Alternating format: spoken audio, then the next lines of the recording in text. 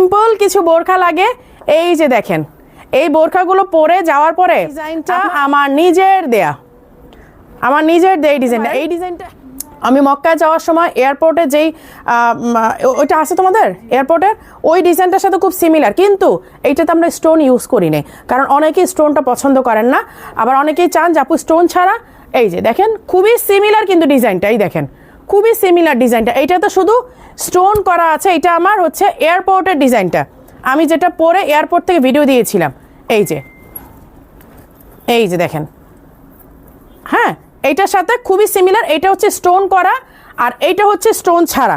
কিন্তু আমি বলবো দুইটার মধ্যে যদি আপনি আমাকেই কম্পেয়ার করতে বলেন যে আপু দুইটার মধ্যে ফ্যাব্রিক কোনটা ভালো, এইটা সবচেয়ে বেস্ট, এইটার ফ্যাব্রিকটা সবচেয়ে বেস্ট, কারণ এটা একদম কোরিয়ান ফ্যাব্রিকটা, এবং এইটার মানে ধরা মাত্র আপনার কাছে মনে হবে যে একটা মকমল ফ্যাব্রিক আপনি ধরেছেন, আপনার কাছে এইরকম একটা ফিল আসবে।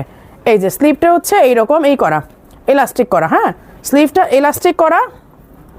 ব্যাক পোর্শনটা দেখেন, ব্যাকে এরকম তিনটা 9টা ফ্লাওয়ার দিয়ে এখানে কিন্তু এই যে আপনার করে দেওয়া হয়েছে, একটা করে প্লেটের মতো করে দেওয়া হয়েছে। হ্যাঁ ঠিক আমার এয়ারপোর্টের ডিজাইনটার কপি, একদম এয়ারপোর্টের ডিজাইনটার কপি। কিন্তু এইটা আমি বলতেছি আমাদের কাপড়টা না ধরলে আপনারা কম্পেয়ার করতে পারবেন না কোনটা কোরিয়ান কোনটা চায়না কোনটা রাইস।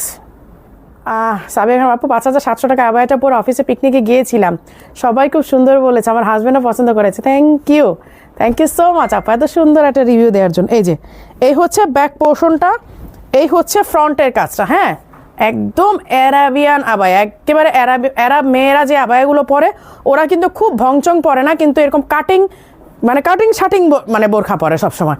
এই যে এই হচ্ছে স্লিভটা, হ্যাঁ এই